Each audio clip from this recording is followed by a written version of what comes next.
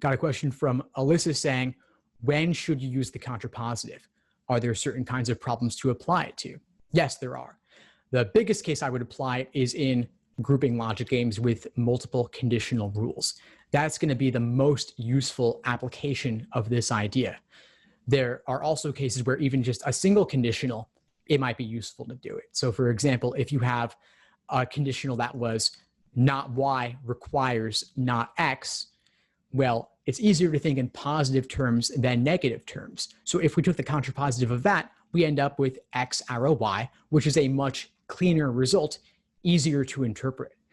There could also be cases where we have multiple conditional rules, but they're not given to us in a neatly joinable fashion. Like I gave earlier the example, A requires B, B requires C.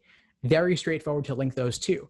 But what happens if you have A requires B and then not C requires not B? That becomes a problem because you don't have the same truth value for the part you would want to link, which is the variable B. So I'll type this out just to make it a little bit more clear for those who might have difficulty following when I just speak it and not have anything to look at. So those are my givens. A requires B, not C requires not B. That's not easy to work with. But if we manipulate the second rule to say B requires C, which is the contrapositive of that second rule, then they can be joined much more smoothly. So again, you would want to use this primarily in logic games with multiple conditional rules. There are also some logical reasoning questions that involve formal logic where diagramming multiple conditionals and linking them might be useful, especially in inference questions.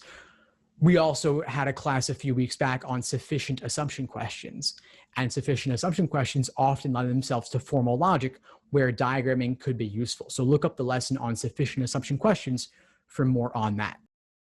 Thanks for tuning into the show. Please subscribe if you haven't done so already to be notified of new episodes as I release them, and feel free to reach out if you need anything at all as you move forward with your prep. I'm happy to help however I can. In the meantime, I'll wish you all the best and take care.